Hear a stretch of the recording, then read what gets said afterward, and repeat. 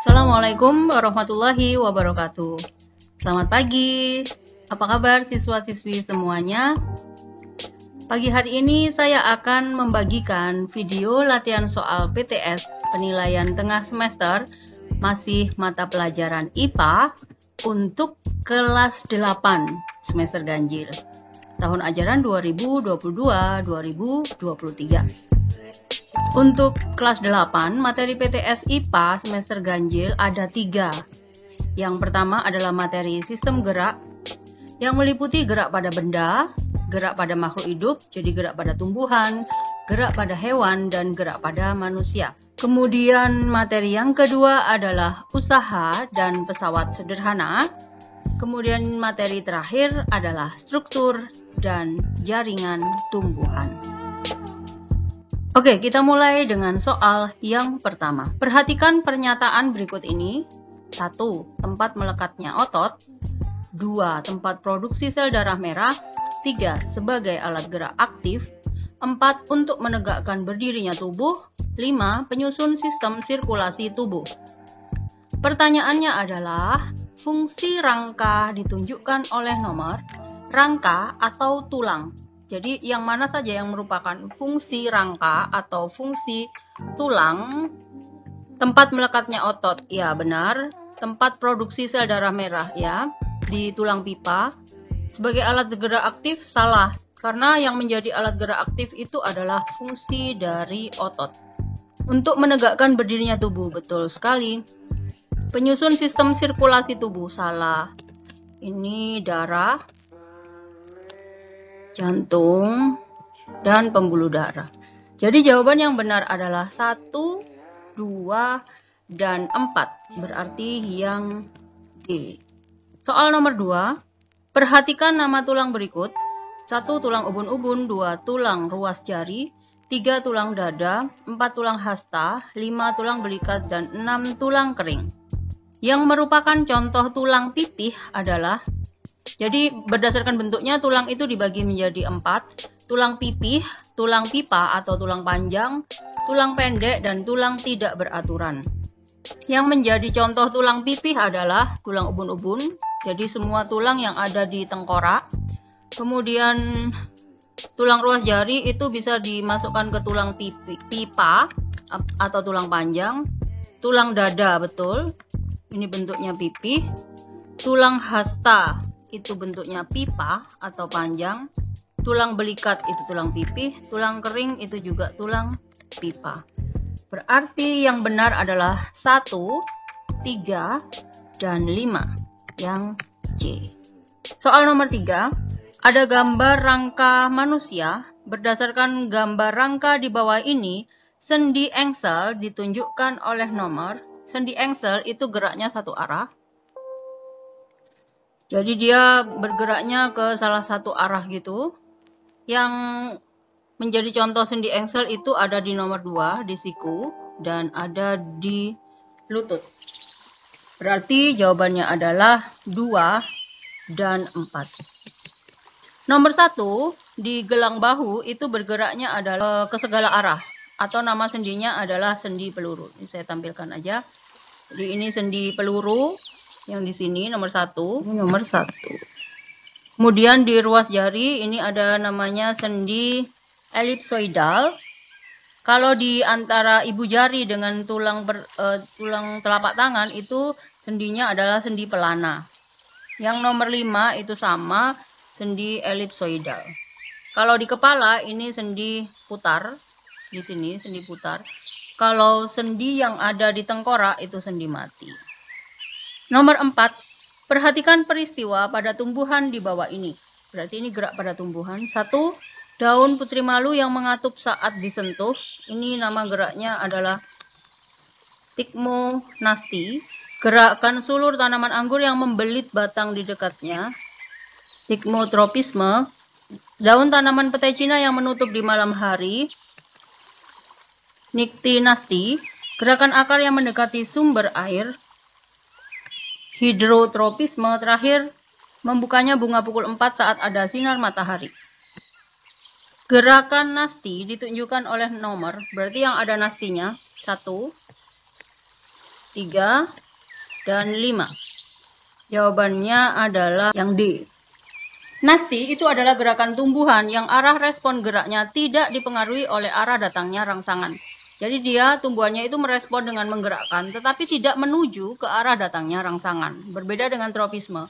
Kalau tropisme, misalnya kita sentuh tanaman gitu, dia akan mendekat ke arah sentuhannya tadi gitu. Seperti nomor 2, itu sulur tanaman anggur, dia akan membelit batang yang ada di dekatnya menuju ke batang tersebut gitu.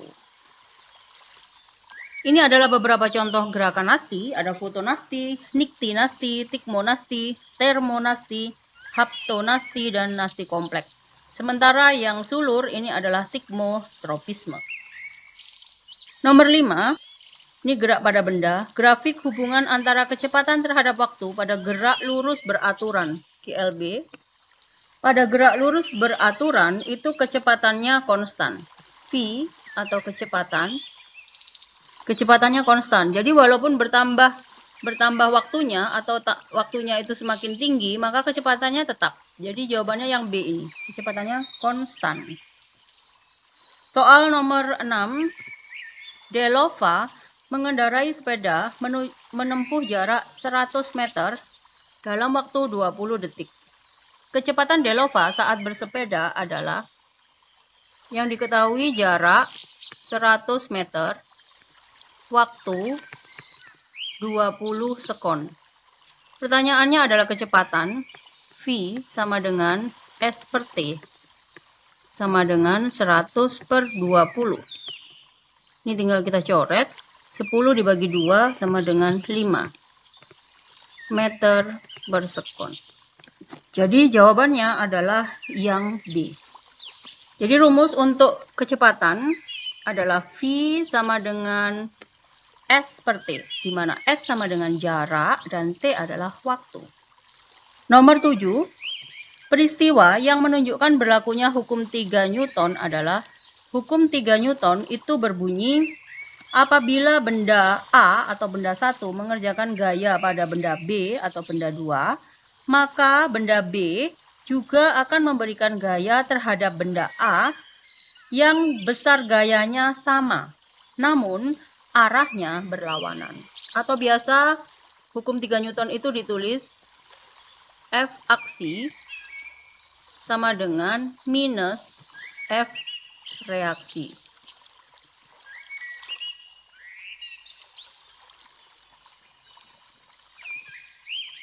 Gitu. Kita cek. Untuk yang A, Vera dan Rudi mendayung sampan di Danau Batur. Iya, ini betul. Jadi arah tangan ketika mendayung itu ke belakang, namun perahunya itu melajunya ke depan. Yang B, lemari baju didorong Agus Budi Banu ternyata lebih cepat berpindah tempat. Berarti ini hukum Newton 2. Dadang mendorong truk pengangkut pasir yang mogok di pinggir jalan. Truknya pasti tetap diam. Berarti ini hukum Newton 1. Sigma F sama dengan 0. Yang D, kelereng kecil yang dipakai adik bermain menggelinding lebih cepat dibandingkan kelereng besar. Ini juga hukum Newton 2. Jawabannya adalah yang A. Soal nomor 8, ada sebuah balok dengan massa 10 kg yang ditarik dengan 3 gaya. Sebuah balok bermassa ditarik 3 orang anak dengan arah gaya tarik seperti gambar di bawah ini. Apabila lantai licin berarti dianggap tidak ada gesekan, maka percepatan gerak balok dan arahnya yang tepat adalah, ini hukum Newton 2, jadi rumusnya adalah sigma F sama dengan M kali A. Untuk gaya yang searah itu kita jumlahkan. Jadi untuk sigma F-nya sama dengan 40 ditambah 80 dikurangi yang berlawanan arah, 20. 120 dikurangi 20 sama dengan 100 Newton.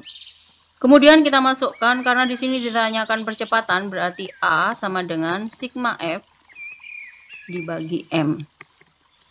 100 dibagi 10. Coret nolnya sama dengan 10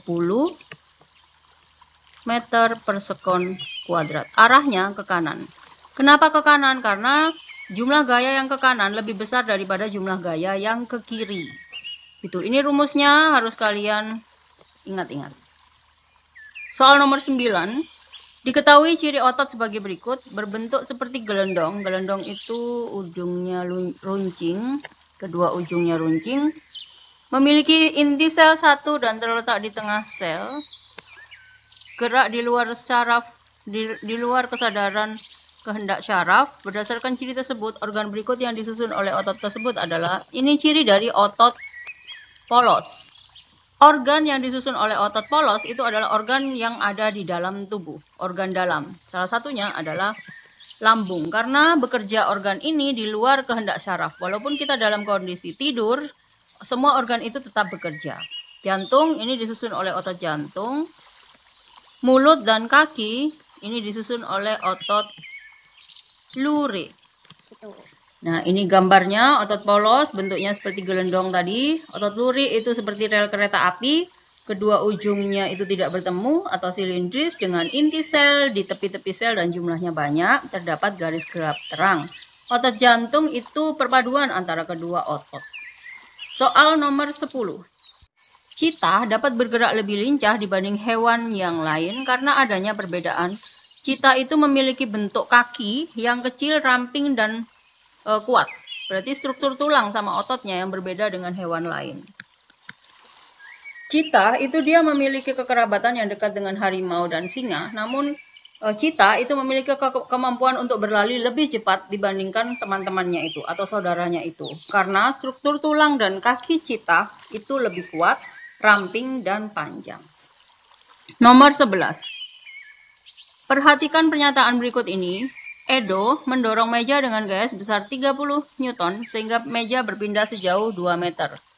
Seekor kuda menarik delman dengan gaya 4000 Newton sehingga delman berpindah sejauh 15 meter. Sebuah mobil menghantam sebuah pohon dengan gaya 2000 Newton sehingga pohon tumbang di tempat.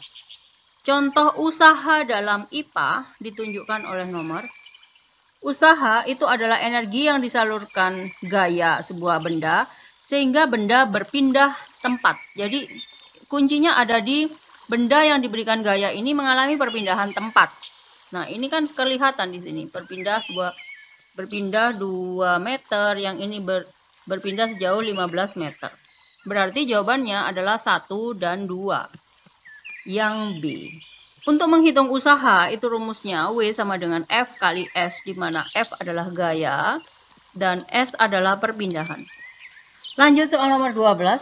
Retno menarik sebuah gerobak berisi pasir dengan gaya sebesar 500 Newton sehingga gerobak tersebut berpindah sejauh 10 meter. Berdasarkan pernyataan tersebut, besar usaha yang dilakukan Retno sebesar, kita masukkan ke rumus usaha W sama dengan F kali S. Ini gaya, ini S, perpindahan. Berarti 500 kali 10 sama dengan 5, nolnya 3.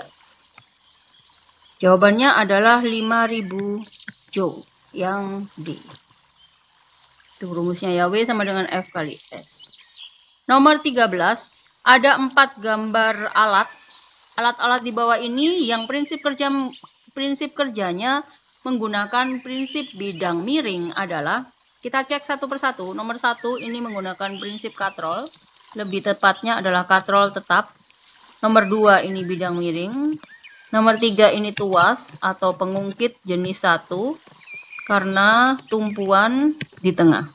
Nomor 4 ini adalah tuas jenis 2 karena beban di tengah. Menghafalkannya TBK. Tumpuan T nomor 1. B beban nomor 2. K kuasa itu yang nomor 3. Manakah yang prinsip kerjanya menggunakan bidang miring? Yang nomor 2. Lanjut soal nomor 14. Ada sebuah tangga yang memiliki kemiringan panjang kemiringan atau lintasan 8 meter dengan ketinggian 4 meter. Keuntungan mekanis penggunaan tangga di bawah ini adalah, ini prinsipnya adalah bidang miring, di mana keuntungan mekanisnya sama dengan S per H, yang ini adalah S, dan ini adalah H. Jadi langsung kita masukkan. S-nya 8 dibagi 4 km sama dengan 2. Keuntungan mekanisnya adalah 2. Jawabannya adalah yang B. Kalau rumus lengkapnya W per F sama dengan S per H gitu. Seandainya diketahui misalnya ada beban atau ada suatu benda yang didorong menggunakan gaya sekian gitu. Soal nomor 15.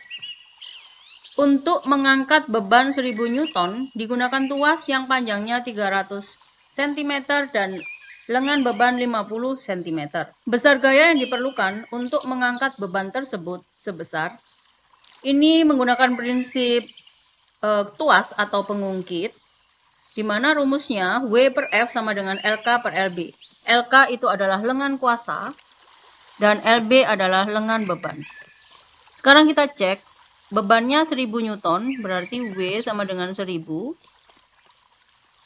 Sebuah tuas panjangnya 300 cm. Lengan beban LB-nya 50 cm.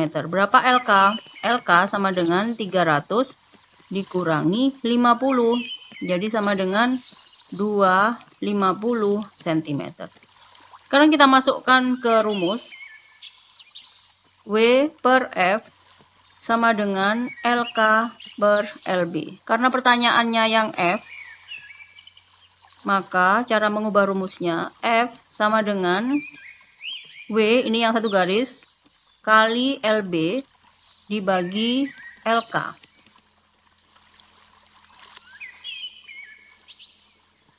Kita eliminasi. 1000 dibagi 250 sama dengan 4. 4 kali 50 sama dengan 200 Newton. Jadi jawabannya adalah yang C. Itu. Jadi untuk mengubah rumus ini kalian harus memperhatikan cara menghitungnya. Kalau pertanyaannya yang F, maka ini ditaruh di pembilang, kemudian dibagi sisanya. Lanjut soal nomor 16. Perhatikan alat-alat di bawah ini: gerobak dorong, gunting, kursi goyang, roda berputar, pengerek timba di sumur, dan ketapel. Alat yang menggunakan prinsip pesawat sederhana ditunjukkan oleh nomor.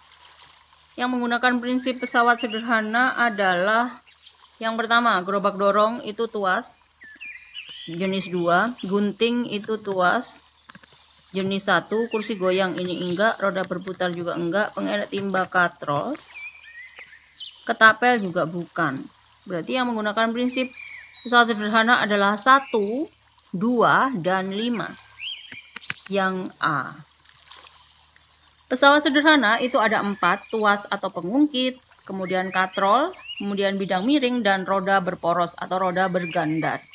Nomor 17. Pada saat kita pergi ke pegunungan, maka jalan menuju ke pegunungan dibuat berkelok-kelok. Pembuatan jalan berkelok ini menggunakan prinsip bidang miring. Alasannya apa? Supaya gaya yang dikeluarkan itu kecil atau keuntungan mekanisnya besar. Karena kalau terlalu menanjak itu akan menyebabkan gaya yang dikeluarkan itu lebih besar. Karena mobil misalnya akan bergerak dengan kekuatan yang besar. Atau kalau kita berjalan, kita membutuhkan tenaga yang lebih besar. Makanya dibuatlah berkelok-kelok gitu. 18. Sebuah katrol. Ini katrol tetap. Sebuah beban seberat 40 Newton ditarik di atas katrol tetap seperti pada gambar. Jika gesekan tali dan berat katrol diabaikan, maka gaya kuasa minimum yang diperlukan untuk mengangkat beban tersebut adalah, untuk katrol tetap, keuntungan mekanisnya sama dengan 1. Jadi W per F sama dengan 1. Karena ini W, gaya bebannya itu 40, maka gaya yang dikeluarkan juga 40. Jadi besar gaya yang digunakan, gaya minimum yang digunakan untuk mengangkat beban tersebut adalah 40 Newton. Soal nomor 19. Kita sudah masuk ke materi terakhir, struktur dan jaringan tumbuhan. Ini ada gambar penampang melintang batang tumbuhan dikotil. Berdasarkan gambar penampang melintang batang dikotil di bawah ini, kambium dan floem berturut-turut ditunjukkan oleh nomor. Kalian bisa perhatikan bahwa untuk tanaman dikotil, pembuluh angkutnya itu teratur. Jadi yang di luar adalah floem, kemudian dibatasi dengan kambium, baru kemudian di dalam adalah silem. Pertanyaannya di sini kambium dan floem. Kita cek dulu keterangan gambarnya. Nomor 1 adalah epidermis, nomor 2 itu kambium yang bisa membentuk lingkaran tahunan, maka batang tumbuhan dikotil itu bisa membesar. Yang nomor 3 adalah floem, fungsinya untuk mengangkut hasil fotosintesis. Yang nomor 4 adalah silem, mengangkut air dan mineral. 5 adalah empulur. Mana yang menunjukkan kambium? 2. Yang menunjukkan floem? 3. Berarti 2 dan 3. Yang B. Nomor 20. Ini adalah gambar penampang melintang daun. Jaringan yang berfungsi sebagai pelindung, penutup, dan menjadi pembatas paling luar organ tumbuhan itu adalah fungsi dari epidermis. Mana epidermis? Epidermis itu ditunjukkan oleh nomor 1. Selapis sel tipis yang tersusun teratur, tidak ada ruangan antar sel, itu adalah ciri dari epidermis. Nomor 1 itu adalah epidermis. Nomor 2 itu adalah jaringan palisade atau jaringan tiang yang tersusun oleh sel yang bentuknya seperti tiang atau batang atau pagar, di mana di dalamnya banyak terdapat klorofil. Di nomor 2 ini tempat fotosintesis. Nomor 3 adalah jaringan angkut, silem, dan floem. Kemudian nomor 4 adalah jaringan bunga karang atau jaringan spons. Sebenarnya di sini ada nomor 5, yaitu stomata. Soal nomor 21, fungsi akar bagi tumbuhan tertulis seperti di bawah ini, kecuali. Fungsi akar itu menyerap air mineral dan zat hara dari dalam tanah, betul. Menyimpan cadangan makanan, betul. Menegakkan berdirinya tumbuhan, salah, karena ini adalah fungsi dari batang. Menjadi salah satu alat reproduksi vegetatif bagi tumbuhan, betul sekali. Berarti yang bukan adalah yang C. Wortel ini adalah salah satu contoh akar, di mana akar itu menjadi alat reproduksi vegetatif alami, yaitu dengan umbi akar. Kemudian bisa juga dianggap akar sebagai penyimpan cadangan makanan. Yang ini adalah bentuk fungsi akar untuk menyerap air. Nomor 22, sehelai daun ditutupi sebagian dengan kertas timah, yang kertas silver itu. Lalu diletakkan di tempat yang terkena cahaya matahari selama 24 jam. Maksudnya terkena sinar matahari dari pagi sampai sore gitu ya. Daun tersebut kemudian dipetik dan dilakukan uji iodium pada permukaan atas daun. Proses tersebut merupakan cara untuk, ini kalau dia positif, yang tertutup tadi tidak terkena sinar matahari sehingga tidak terjadi fotosintesis. Maka yang ditutup sama aluminium foil atau kertas timah itu warnanya pucat. Ini. Kenapa dia pucat? Karena tidak terjadi fotosintesis di situ. Proses tersebut merupakan cara untuk mengetahui bahwa hasil fotosintesis adalah amilum gitu. Jadi nomor 22 ini disebut dengan ujinya adalah uji Sachs. Uji Sachs. Fotosintesis Sachs. Nomor 23, gambar penampang melintang daun lagi. Struktur daun yang berfungsi sebagai tempat utama pembuatan makanan atau fotosintesis. Ditunjukkan oleh nomor, tadi sudah saya bahas ya. Nomor 4 itu adalah epidermis. Nomor 3 itu adalah jaringan tiang atau jaringan palisade yang menjadi tempat terjadinya proses fotosintesis. Nomor 2 itu adalah jaringan angkut, di situ ada silem dan floem. Dan nomor 1 itu adalah stomata yang fungsinya untuk pertukaran gas. Gitu. Ini kalian hafalkan ya gambarnya, penampangnya, sama keterangannya beserta fungsinya. Nomor 24. Perbedaan berkas pengangkut pada batang monokotil dengan batang dikotil adalah berkas pengangkut pada batang dikotil itu tersusun teratur. Ini salahnya di sini. Berkas pengangkut pada monokotil tersusun beraturan, salah. Justru dia yang tidak beraturan. Berkas pengangkut pada dikotil dipisahkan oleh kambium, betul sekali. Berkas pengangkut dikotil tidak memiliki kambium, salah. Jawabannya adalah yang C. Ini contoh berkas pengangkut pada tanaman dikotil. Jadi yang di tengah ini adalah kambium. Ini yang nantinya akan mengalami pertumbuhan melebar, membesar, sehingga membentuk lingkaran tahunan. Makanya batang tanaman dikotil itu bisa menjadi semakin lebar, semakin besar. Sementara untuk batang monokotil itu pembuluh angkutnya tersebar dan tidak teratur. Soal terakhir nomor 25. Pada tumbuhan terdapat satu jaringan yang sel-selnya sangat aktif membelah. Sehingga bagian yang banyak memiliki jaringan ini bisa bertambah panjang atau bertambah tinggi. Jaringan yang dimaksud adalah pada tumbuhan itu terdapat beberapa jenis jaringan yang ada di tumbuhan. Masing-masing memiliki karakteristik dan fungsi yang berbeda-beda. Untuk ciri yang tersebut pada soal, jaringan yang selnya aktif membelah ini adalah ciri dari jaringan meristem. Jaringan meristem itu ada di ujung batang atau di ujung akar. Di kedua tempat ini banyak sekali terdapat sel-sel meristem yang aktif membelah. Jaringan epidermis adalah jaringan penutup yang berfungsi melindungi dan terletak di bagian luar. Yang kedua, jaringan angkut. Terdiri dari silem yang berfungsi mengangkut air dan mineral, dan floem yang mengangkut hasil fotosintesis. Yang ketiga, jaringan sklerenkim adalah jaringan penguat yang berfungsi sebagai penyokong atau penguat tumbuhan. Oke, demikian tadi 25 soal latihan IPA sudah saya berikan ke kalian yang terdiri dari 3 materi. Semoga kalian bisa memahami materi soal yang saya berikan. Jangan lupa kalian ulang lagi materi dari depan, dan terima kasih buat kalian yang sudah menonton dan mengamati video saya sampai terakhir. Jangan lupa bagikan video ini ke teman-teman kalian yang lain. Selamat dan semoga sukses PTS-nya. Kita ketemu lagi di video berikutnya. Wassalamualaikum warahmatullahi wabarakatuh. Selamat pagi.